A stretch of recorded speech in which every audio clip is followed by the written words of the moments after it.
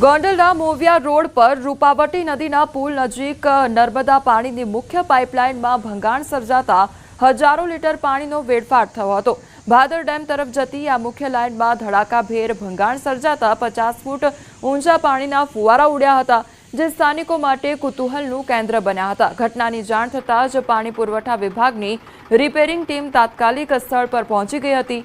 અધિકારીઓએ મુખ્ય લાઇનમાં પાણીનો પ્રવાહ બંધ કરી દીધો હતો, તો પાઇપલાઇન તૂટવાથી પાણીનો મોટો જથ્થો આસપાસના ખેતરો અને વાડી ખેતરો તરફ જવાના રસ્તાઓ પર પાણી ભરાઈ ગયા, જેના કારણે સ્થાનિક ખેડૂતો અને રાહદારીઓને મુશ્કેલીનો સામનો કરવો પડ્યો હતો।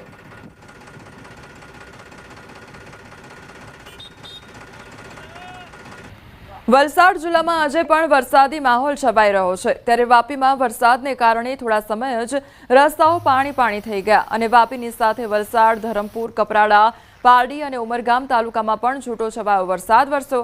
છેલ્લા એક અઠવાડિયાથી વલસાડ જિલ્લામાં વરસાદની હેલી યથાવત છે। સવારથી જ જિલ્લામાં વાદળછાયા વાતાવરણ વચ્ચે છૂટો છવાયો વરસાદ નોંધાયો હતો।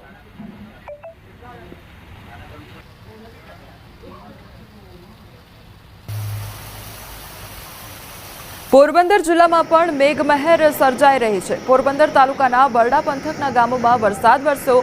અડવાણા ગામ નજીક આવેલ સોરઠી ડેમ બીજી વખત ઓવરફ્લો થતાં ખેડૂતોમાં ખુશીનો માહોલ જોવા મળ્યો। બરડાના 12 થી 13 જેટલા ગામોને આ ડેમમાંથી સિંચાઈનું પાણી મળતું હોવાથી ડેમ નજીકના આસપાસના ગ્રામજનોમાં ખુશી જોવા મળી રહી છે।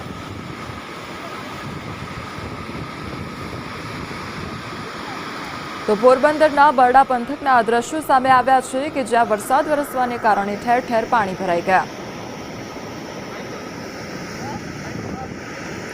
સાબરકાંઠાના હરણાવ ડેમમાંથી પાણી છોડવામાં આવ્યું છે। ઉપરવાસમાં ભારે વરસાદથી ડેમમાં પાણી આવ્યું। હરણાવ ડેમના 3 દરવાજા ખોલવામાં આવ્યા છે। હરણાવ નદીમાં ઘોડાપૂરની સ્થિતિ સર્જાઈ, તો રાજસ્થાનના સરહદી વિસ્તારમાં ભારે વરસાદને લઈને પૂર આવ્યું છે।